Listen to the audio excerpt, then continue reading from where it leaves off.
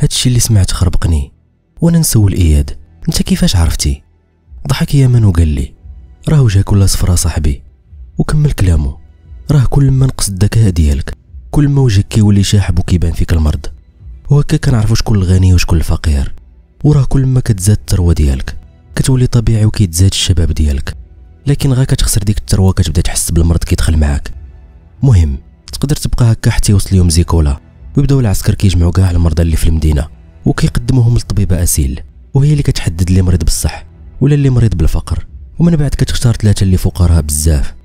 انا قطعته، لا هادي بلاد الحماق، وخليتهم ومشيت كنجري وقلبي كيضرب باغي يخرج من بلاصتو بالخلعه، خايف يكون داكشي اللي قالوا بصح. وانا نكمل الجزره ديالي وسط داك الزحام، والناس ديال المدينه كلشي ناشط والموسيقى مطلوقه على الجهد ديالها، وانا كنحاول نتحرك بصعوبه بيناتهم وباغي نخرج من هاد الزحام بلا ما كنعتذر للناس اللي كندخل فيهم، حيت اللي كيهمني دابا هو نخرج لباب زيكولا وكمل الجزره ديالي من بعد على هاد الاحتفال. وكندوي مع راسي ما يمكنش هادشي يكون بصح، ما يمكنش. وانا مازال عاطي لي في جهدي كنجري حتى قربت من باب زيكولا والعرق مني كيسيل، حتى كنتفاجئ باللي بصح الباب تسد وقدامه بزاف ديال الحراس. قربت من واحد فيهم وكان جوجة ديال بصح وقلت ليه انا بغيت نخرج. ضحك عليا وقال لي باغي تخرج؟ غودت عليه وقلت باغي نخرج. انا ضحك مره اخرى وشاف صاحبه وقال ليه حنا كنخليو احتفالات زيكولا وجالسين هنا كنتسناو السكيريه يجيو يضحكوا علينا. غودت عليه مره اخرى انا ماشي سكران وغنخرج من هنا ودفعته. انا بان الغضب في وجه الحارس وتاري عليه بواحد الديريكت حمقني حتى لقيت راسي في الارض والدم كيسيل من حاجبي اليسري. انا نط دغيا وعاودت وقفت قدام داك الحارس، لكن شفت في الدرع ديالو اللي كان لامع بحال المرايه وانا نشوف راسي. وهنا كانت الصدمه، عيني وسعوا بالخلعه والتنفس تخربق ليا والقلب ديالي كيضرب بالجهد، وانا مازال مصدوم في هاد الحاله اللي وليت فيها حتى كنسمع الصوت ديال داك الحارس سير رجع فين كنتي ولا غير كل مصير ديالك هو الحبس. وانا نشوف فيه وفاقد الامل كنحاول نوقف داك الدم اللي كيسيل من جبهتي، وعرفت في داك الوقت ان هاد الباب ما غيعاودش يتحل كيف قال لي اياد، وان الهضره ديال يامن ما هي غير الحقيقه اللي ما بغيتش نتقبلها. موراها رجعت لشوارع المدينه غادي وانا تالف كنفكر كيفاش غنعيش هاد العام في هاد الارض الملعونه، وكنسول راسي عام انا ما قدرتش نعيش حتى نهار واحد. دابا تخيل يدوز هاد العام ونكون انا هو افقر واحد في المدينه، تخيلوا نولي انا المكلخ هنا. وانا نسول راسي بصوت عالي وجدي كيفاش يقدر يعيش عام بلا بيا؟ انا كنت كنقول يومين ولا 3 وغادي نرجع لعندو، دابا وليت في عام كيفاش غنعيش هنا؟ وبقيت ساهي حتى دخل فيا واحد العود، وكان داك العود هو اللي كيجر ديك العربه التاريه اللي هي عربه اسيل، وهو يغوت عليا اللي صيقها. وقفات العربه وهي تنزل منها اسيل باش تطمئن عليا، لكن انا ما ديتهاش فيها، كملت طريقي وانا تالف.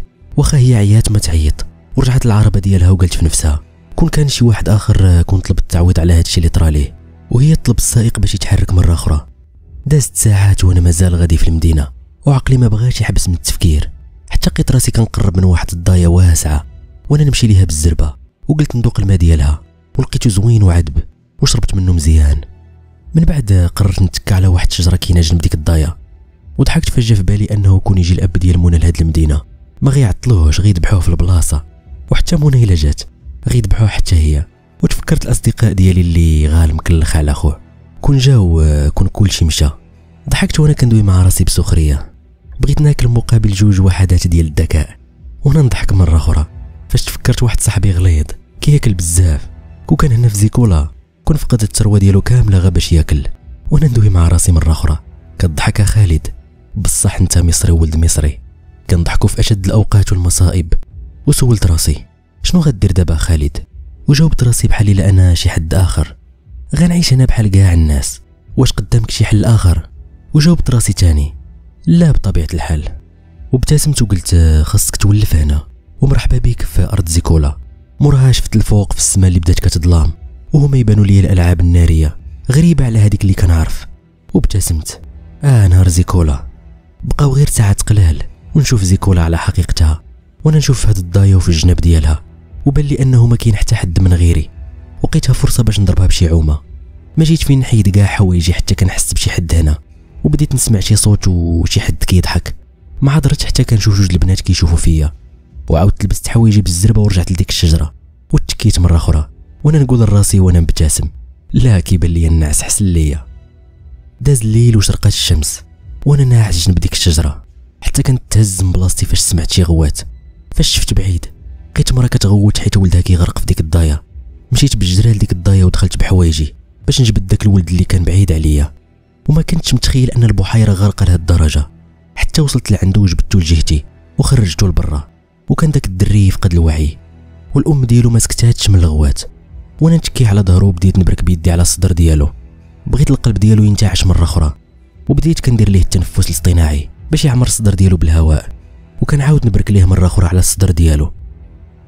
ما داش بزاف ديال الوقت حتى تجمعوا الناس عليا، وكانت من بينهم اسيل اللي جات بالزربه عند داك الولد وطلبات مني نبعد منه، لكن كاع ما تسوقت ليها وما حيدتش عيني على داك الولد، وكملت نفس العمليه اللي كنت كندير من قبل حتى رجع التنفس للولد. وحسيت بالنبضات ديالو فاش حطيت صباعي على عنقه وحمدت الله، وشفت في الام ديالو قلت لها الحمد لله راه بخير. وشافت فيا وهي كتبكي وعنقات ولدها شكرا ليك، وسولتني شحال باغي مقابل هادشي اللي درتي معنا. وجاوبتها انا ما باغي والو، واي واحد كان بلاصتي كان غيدير هكا. وقلت لها حظي معاه من دابا الفوق، والناس كيشوفوا فيا ومعجبين. حتى سولتني اسيل كيفاش درتي ليها وعلاش ما خليتينيش نعاونك. هزيت راسي باش نشوف شكون هذه اللي كدوي معايا، حتى كنت تفاجئ انها اسيل. انا حسيت بالقلب ديالي كيضرب بالزربه من بعد ما لقيتها قريبه مني لهاد الدرجه، وانا ندوي مع راسي الصراحه زوينه لواحد الدرجه ما يمكنش. وبديت كنشوف فيها وكنشوف التفاصيل ديال وجهها، شعرها اللي كحل طويل وعينيها اللي ضيقين. وتفكرت الضحكه ديالها فاش كانت كترمي الورد، وشفت انها كل ما كتضحك كيضيقوا عينيها. وانا ندوي بصوت اللي منخافض اسيل، وتفاجات حتى هي وعرفتني انا اللي تجاهلتها ومشيت. فاش دخلت فيا بداك العود وسولتني كيفاش درتي ليها. ضحكت وقلت لها اول مره كنحس اني تعلمت شي حاجه مفيده. هذه راه واحد الدوره ديال الاسعافات الاوليه كنت تعلمتها في القاهره. وانا نزرب وخرجت ورده من حوايجي اللي فازقين، الورده اللي كنت شديتها النهار اللي قبل وشفت فيها وانا مبتسم هذه الورده ديالك وانا محتفظ بها. تجاهلت الهضره ديالي على الورده وسولتني علاش اللهجه ديالك غريبه، وهي تكمل وفين جات هاد القاهره. وابتسمت وقلت لها هذه قصه غريبه بزاف، وبطبيعه الحال ما غاديش تعرفي القاهره. انا ماشي من زيكولا، وراني عاد دخلت لزيكولا، والمشكل ما كنتش عارف ان الباب ديالها غادي يتسد. وسكتات اسيل بحال الا كتفكر في شي حاجه، وهي تشوف فيا وقالت لي حتى انا راني بحالك.